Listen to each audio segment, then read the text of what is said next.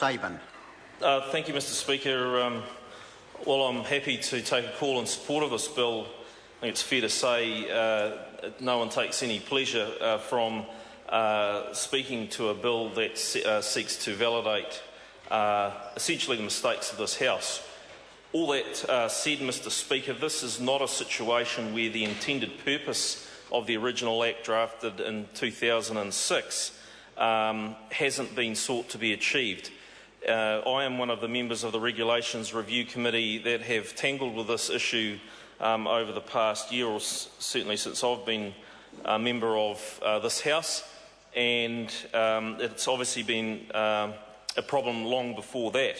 It's fair to say that the Plumbers, Gasfitters and Drain Layers Pedigee Board have had their fair share of challenges and troubles over the years, and this has certainly complicated the challenges that they have.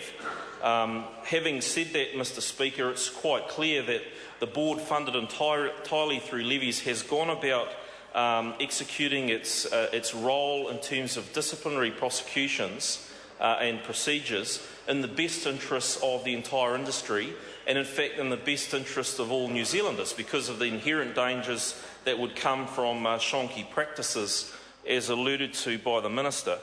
Mr Speaker, where the difficulties have arisen is that in the original drafting of the law, there is some degree of difficulty about the difference between a levy and a fee, and the fact that the Pedigee Board sought to take prosecutions against people not actually registered plumbers.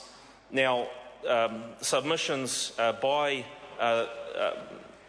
plumbers and gasfitters to the Regulations Review Committee certainly alluded to their concerns about this, but I think it was generally accepted by all that it was actually in the best interests of the industry as a whole that those who weren't registered and who were bringing the industry into disrepute and putting members of the New Zealand public at risk were actually held to account, and the board is really the only body that is geared up to achieve that.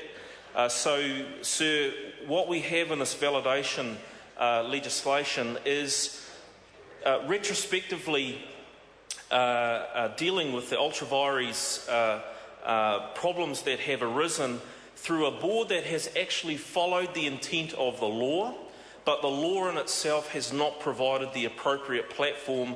It sounds black and white talking about it here, sir, but I can absolutely say that it is not. Something that the Office of the Auditor-General has also had some challenges in tangling with. But I think the important thing in terms of supporting this bill in a timely manner is that what we are doing here is validating practices that were in line with the original intent, and it's very important to give this industry to New Zealanders and this board some certainty. And in that, Mr Speaker, I'm happy to commend this bill to the House.